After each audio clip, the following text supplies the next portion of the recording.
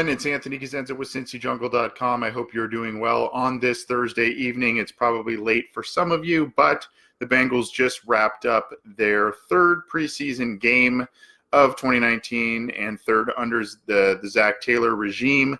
It unfortunately was another loss, but I think for most who watched the game, heard about the game, read about the game, I think most would tell you that there were a lot of signs of encouragement throughout the game, signs of improvement from this week, from the previous two games. So I think there's a lot to be happy about. We're going to talk about that. We'll be here for just a little bit here. I'll try and take some questions and comments from all of you. Thanks for joining. As I mentioned, it's probably a little late for some of you, but for others, it may be a little early. Hopefully you've had a chance to somehow watch the game, be it in person or whatnot, but and hopefully you're enjoying your evening regardless. But Bengals lose to the Giants 25-23. It was kind of a weird game, especially towards the end, but yet a relatively clean game. If you want to, point to Zach Taylor, I found two things very interesting and two things that I thought could be that Bengals fans can and the team can hang their hat on. One of which was the penalty factor. So in the first two games, the Bengals had 11 penalties each against the Chiefs and the Redskins. This week, just 5. And most of those came later on with backups and other players who may not get a lot of time or haven't had a lot of time. That's kind of where those penalties mostly occurred. So very clean game from the first units, which is really something you want to see in what's known as the dress rehearsal, quote unquote. So, you got to like that from a coaching standpoint. That was something that Zach Taylor preached throughout the week since the game against the Redskins, and the Bengals responded.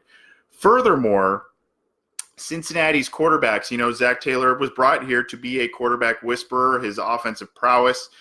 3 Bengals quarterbacks played varying degrees of snaps and whatnot, and all 3 played very well. Now, Jeff Driscoll was not playing. He had an injury, so he did not suit up. But between Andy Dalton, between Ryan Finley, and between Jake Dolegata, those 3 guys finished 31 of 42, which is about a 78% completion percentage, over 350 yards, 3 touchdowns, and 0 interceptions. So from that standpoint, you have to really like what the coaching is doing to that group. And a lot of confidence, a lot of nice throws being made from all 3 quarterbacks to a number of different wide receivers. Speaking of wide receivers, pretty interesting night there. Auden Tate got the start, but unfortunately left in the first quarter. He made a catch and then left. He had a knee injury. No word on how severe that is as we sit here Thursday night, but made a nice catch and unfortunately had to leave the game. And, I say unfortunate, not only because of the injury, but because he is grinding for a spot. It may not mean that much in terms of his roster chances because he got the start, but, Damian Willis had an excellent night. He had the touchdown grab, 55 yards and a few catches. He had a great night. Josh Malone had a touchdown catch late in the game. You had other guys stepping up and making plays. So, this scrum at wide receiver is something to note. Auden Tate, again, injured his left knee. No word on how serious or how severe, but if it is something that is serious, it could pave the way for one of these guys to end up making the final roster, especially with the fluid situation with A.J. Green. So, a good point here by Aaron Parks. I'm not sure we call this a, quote, dress rehearsal, according to the coach. Starters didn't even play a whole quarter. Yeah, it kind of depends on, how you want to look at it. But, for the most part, this is really the most extensive action that the starters, important role players, all of that kind of were showing and or played this week. So, in terms of other positives, there's a lot more to take. Carl Lawson looked very good in limited snaps, limited reps, had a sack and a forced fumble. Rodney Anderson, my goodness, the 6th-round running back, the second running back the Bengals took, suited up for the first time, hasn't played in almost a year, hasn't played football in almost a year, never obviously in the NFL because he's a rookie, had about 5 or 6 wow plays today, mostly on catches. 1 or 2 were on runs, and then he also was showing some nice work as a blocker, picking up blitzes. So really good night for Rodney Anderson, and that running back group suddenly, again, looks very deep with Joe Mixon, Gio Bernard. You got Anderson, Travion Williams when healthy. A couple of other guys that probably won't make the final roster, but Quentin Flowers had a couple of nice moments towards the end of the game. The Jordan Ellis kid had a couple of nice moments too. So a lot of talent in that running back room, and probably some tough cuts will occur there, unfortunately, for the Bengals. Moving on, some of the negatives. The special teams, once again, was an up and down evening there. Randy Bullock hit a nice 50-yard field goal, so you gotta feel comfortable about that, especially after last week he missed one, and Tristan Vizcaino, the second-year kicker, hit a 57-yarder, and people are going, what's the deal? Why is there not a competition here? Bullock hits a 50-yarder, not really known too much for hitting those with frequency, but showed a great leg there, so you got to like that. But at the end, the Bengals special teams group, likely filled with a lot of reserves, but got to go back and watch the film on exactly who was in there. But led up a back-breaking punt return touchdown, and that ultimately was kind of what cost the Bengals the game. They ended up marching down a couple of times towards the end of the game, once to take the lead and then obviously to play catch-up after that punt return and never regain the lead. So, unfortunately, Cincinnati came up short, but it doesn't really feel truly like a loss, number one, because it's preseason, but number two, because I think you can kind of hang your hat on the fact that this was the best performance by the Bengals overall this preseason, this summer, and I think that's kind of what you want out of week 3. Looking at some of these comments and questions here, Paris Blair, Willis definitely earned himself a spot, meaning Damian Willis. Yeah, he played very well, made a couple of highlight catches, did have one drop, but, it wasn't anything, super significant, but really a good night for him, a good night for a lot of guys. And I think that's where you kind of want to, aside from the quarterback stats that I mentioned and all of that, that's kind of what you want to feel good about. Guys returning to the lineup and showing showing effectiveness right away. I'm referencing Lawson and Rodney Anderson. Willis fighting for a roster spot and just every week seeming to do more and more to get himself that spot. And this is a person who's overlooked here. Nathan Ayers says Willis looking great. Jordan Willis, yeah, he looks good this preseason, a renewed energy. Maybe it's the coaching staff. Maybe it's also because he's going up against many backups. He's not really going up against the starters. So, still a valued guy, I think, as a rotational defensive lineman. Going to be hard to get rid of him. Going to be hard to get rid of Kerry Wynn.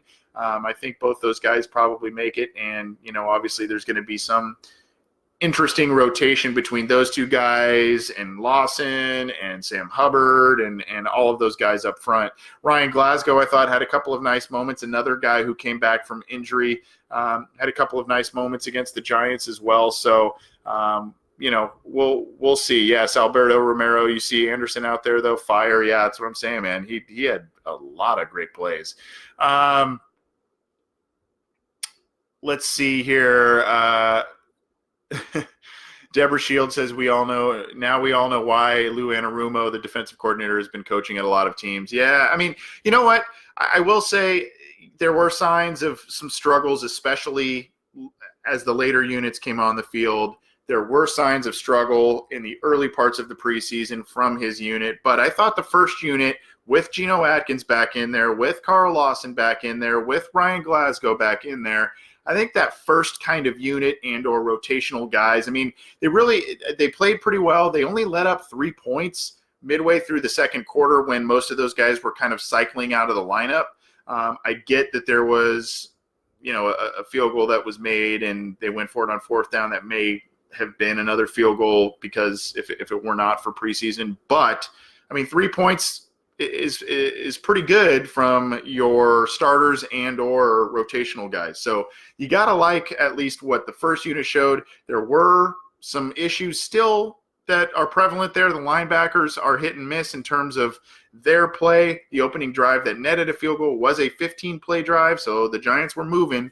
But, for the most part, if you kind of look just at the scoreboard, 3 points in about a quarter and a half work from your major contributors on defense. I guess you kind of gotta like that one too. There are a number of different aspects that were also not that great. unfortunately, I don't want to call just one guy out in particular, but O'Shea Dugas, or Dugas, however you want to say his last name. I've heard it pronounced both ways. He got some work at left tackle and looked completely overwhelmed, completely confused, led up 2 sacks in a single drive. It was a miracle the Bengals ended up getting a field goal out of that drive. And it just kind of shows, I mean, you had Andre Smith starting at left tackle today, a position he has rarely played at the NFL level, and it was never really drafted to be a left tackle into the NFL.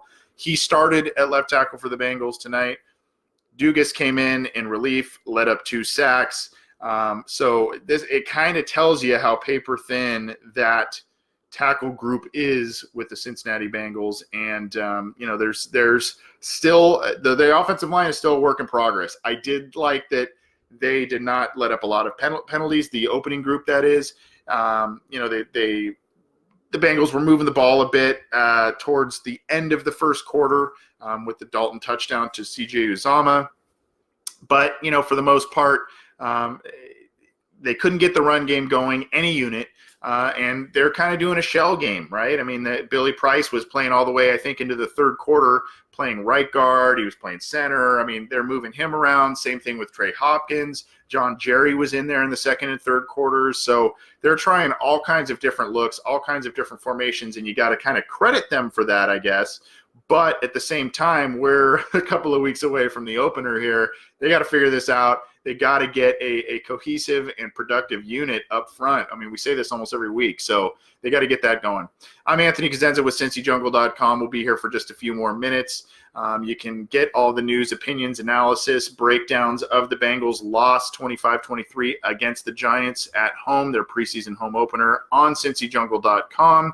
You can also check out our podcast, The Orange and Black Insider. We do that weekly. We have these reaction posts in there in the audio and video channels, and you can get the show on all kinds of different platforms, podcast platforms. So check us out and keep your eyes peeled to CincyJungle.com throughout the rest of the preseason for final cuts and obviously into the regular season.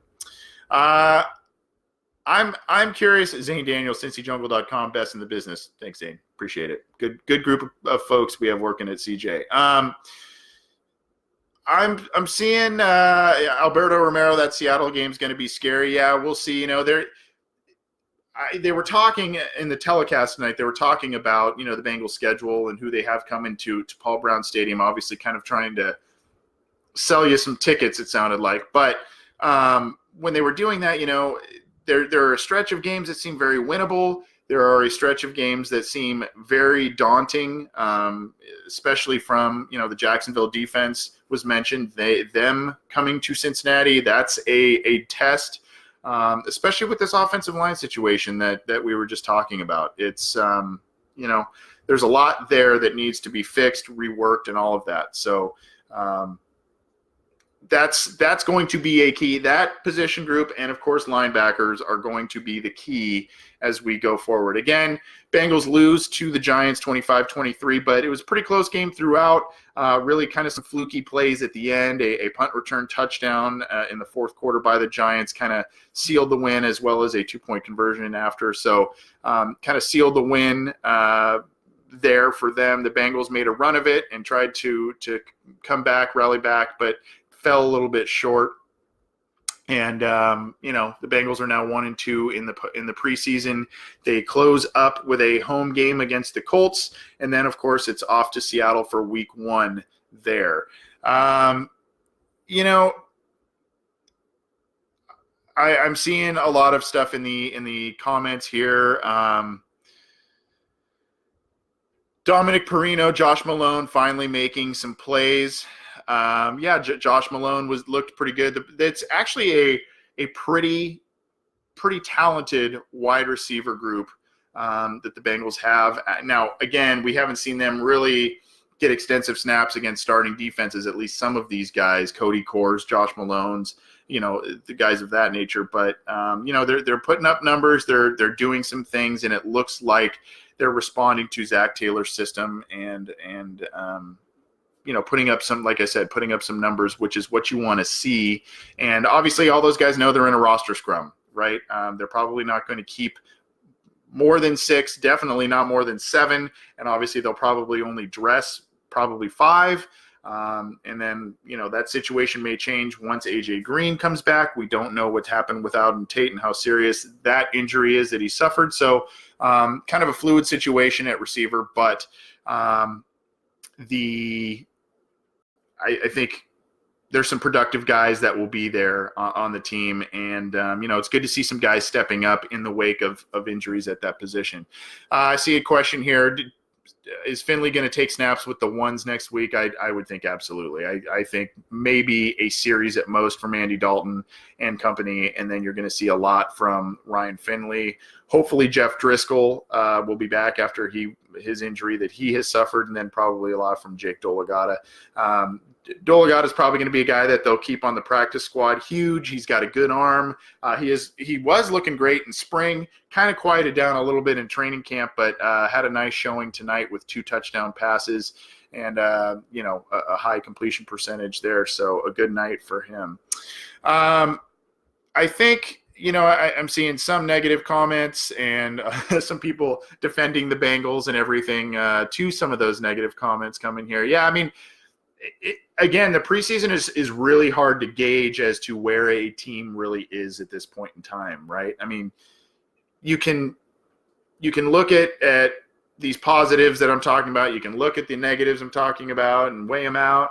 But, I mean, truthfully, as I think as I can't remember who it was who said it in here, but someone mentioned, hey, this team hasn't really shown – they haven't really fielded the full starting group on offense and defense yet. Darqueze Dennard has yet to play in the preseason. He's a valuable member in that secondary. Geno Atkins just got some snaps this week. Carl Lawson just got some snaps this week. Ryan Glasgow, Joe Mixon didn't play tonight. Gio Bernard, limited snaps this week. No Travion Williams, a guy who's probably going to be – the list goes on and on. Still, the Bengals need to figure out what's going on the offensive line. They need to be able to mask some deficiencies on defense, particularly at the linebacker position, when all of those guys are back. And maybe, as has been the case over the past couple of games here, maybe some of those deficiencies will be masked with a solid pass rush. We saw some of that occur once again tonight after it occurring against Washington. So hard to really get a gauge on things. I guess you could say, even though this was a loss, you can say that this was an improvement in play overall by the team as opposed to the first 2 weeks. This was a much more enjoyable brand of football to watch, much fewer mistakes, much fewer mental mistakes. So you have to like that, and that's usually a sign of improvement in the preseason. And you have to like that it was in what's known as the most important preseason game of the summer, game number 3. Seeing a lot of other comments and questions. Unfortunately, we're going to get out of here just a little pressed for time, but we appreciate you tuning in. Again, I know it's late for some of you, but hopefully you enjoyed watching the game despite the result. And keep it to CincyJungle.com. Check out our podcast in the SB Nation family of podcasts, and we'll keep giving you these updates as breaking news happens, obviously post-game analysis with the preseason and in the regular season. Appreciate you all tuning in, and we'll see you next time.